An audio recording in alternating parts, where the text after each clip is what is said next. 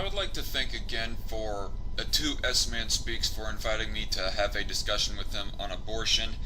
And this video right here that I'm making is for the record on what I stated in that discussion, and that is that at 13 weeks brainwaves are detected for unborn babies. And when I think back on that, I'm thinking to myself, I might have been wrong to have said definitively that at 13 weeks after conception that is when brainwaves are detected, because as I said in the discussion later on, when I actually gone looking back on my research, that there are claims that brainwaves are detected as early as 6 weeks. And plus I cannot find the also, S-Man Speaks, I cannot find the article that I originally found that said 13 weeks was when brainwaves are detected. And I do not know, now that I think back on it, I do not know exactly when is definitely the age after conception, I use the term age loosely by the way, the age after conception that abortion should not be allowed. I said 13 weeks in that. I do not know for sure if 13 weeks is the actual number that we should put on abortion not being allowed, or if it should be earlier. I say that definitively that abortion shouldn't be allowed for after brainwaves are detected, whatever point after conception in the pregnancy that might be. But in my research of trying to find specific articles that go talking about when brainwaves are detected, I found this article from Live Action News, fact-checking the claim that fetuses aren't people. Now, yes, I know this is specifically a pro-life article, that this is specifically a pro-life website that I am pulling an article out of, and some people might be thinking that I'm just pulling confirmation bias from my own side, from my own political side. But the thing is, there are barely any websites out there that are actually exploring the science behind pregnancy and when brainwaves are detected in an unborn human baby. Whatever other news sites go talking about abortion, they go specifically talking about either what percentage of abortions are taken at which point of conception, and what what positive or negative effect Planned Parenthood has for America. But barely any news sites go actually talking about the science behind it, except for pro-life websites.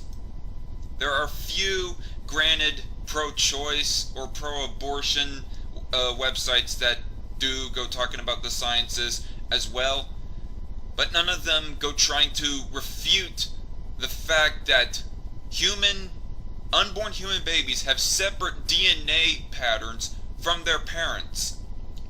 And they barely at all go refuting the fact that brainwaves are detected at what certain time after conception. But enough jibber jabber, let's get into this article.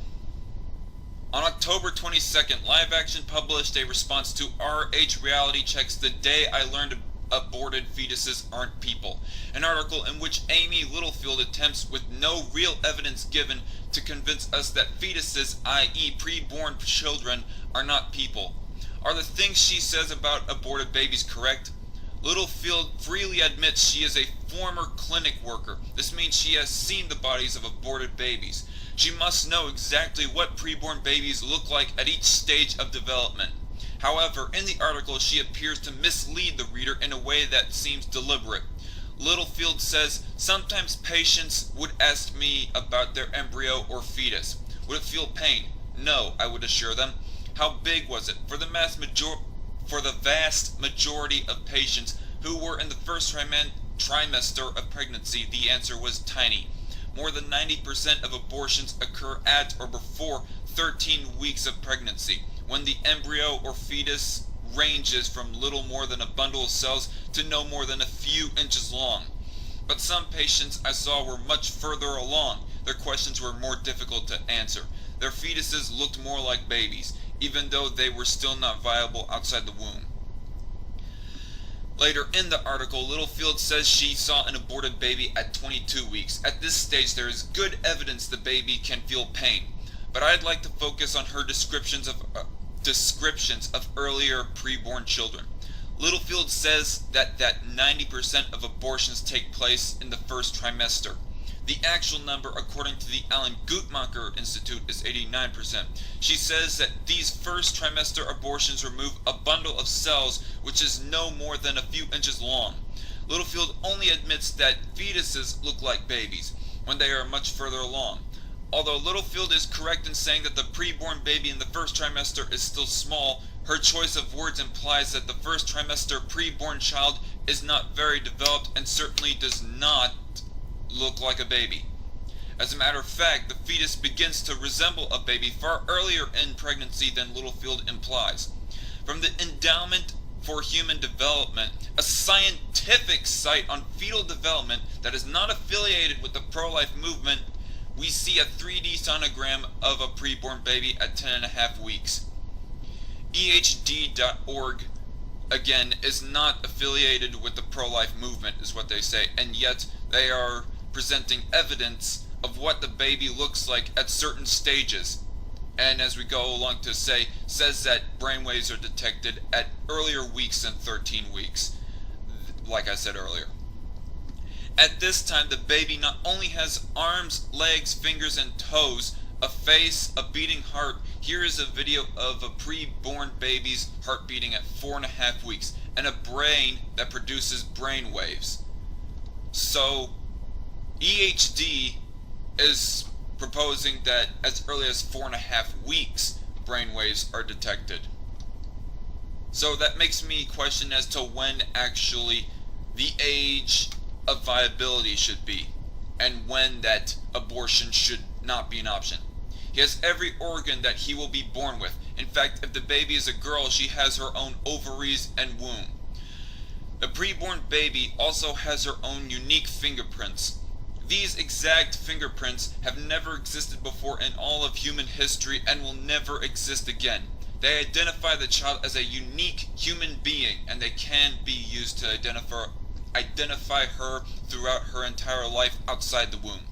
This picture of an 11-week-old preborn baby shows every detail in the hands and fingers. You can see joints and fingernails. This is far from a bunch of cells. Later in the article, Littlefield says only about 1% of abortions take place at or after 21 weeks, and these are the abortions the pro-choice movement is most reluctant to talk about. Why? Because the fetuses look more like babies than the bundles of blood and tissue that constitute the vast majority of abortions. And here in the US, it is illegal to have an abortion after 24 weeks, I think is what the age of viability is put out legally, last I checked. But I believe that it should be lowered, that the age of viability should be lowered to like at least around 13 weeks, even though that might not be the first week. Week 13 might not be the first week when brainwaves are detected, but that would be a start. Bundles of blood and tissue. Let's take a look. First, let's look at a chart from the Alan Guttmacher Institute, which shows when abortions are performed. When women have abortions. 1/3 of abortions occur at 6 weeks of pregnancy or earlier. 89% occur in the first 12 weeks, 2010. In weeks from the last menstrual period. So they show 1.2 weeks are at 21 plus week, or 1.2% is performed at 21 plus weeks. 3.6% is performed at 16 to 20 weeks. 6.2% is performed at 13 to 15 weeks. 25.7% of abortions take place at 9 to 12 weeks after conception, or in weeks in the last menstrual period, as they actually put it out right here.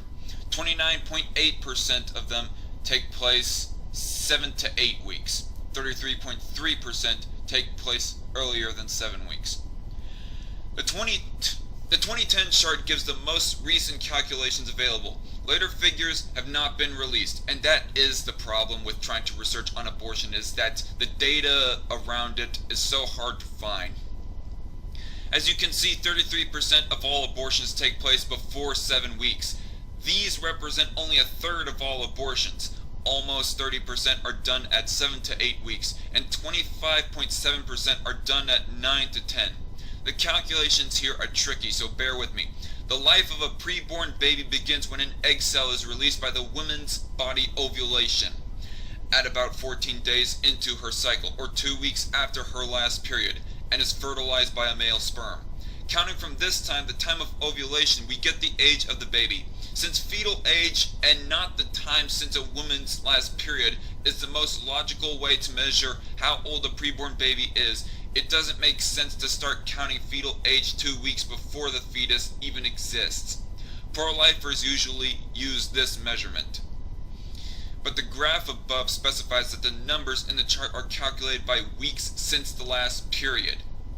This measurement uses the end of a woman's last period to calculate length of pregnancy, so this would account for a 2-week difference in the numbers on the chart and the age of the baby.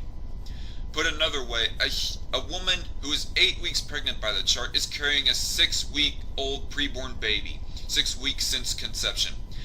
A woman at 9 weeks of pregnancy by the chart would be carrying a 7-week-old baby, and on like that. We see by the chart that 55% of all abortions take place between 7 and 12 weeks. 7 to 12 weeks on the chart means 5 to 10 weeks fetal age. The pictures below are labeled by fetal age. This famous picture of a preborn baby removed intact during ectopic, I think I'm pronouncing that right, ectopic pregnancy surgery is labeled as 6 to 6.5 weeks fetal age. Below, fetal age 7 weeks. Below, fetal age 8 weeks.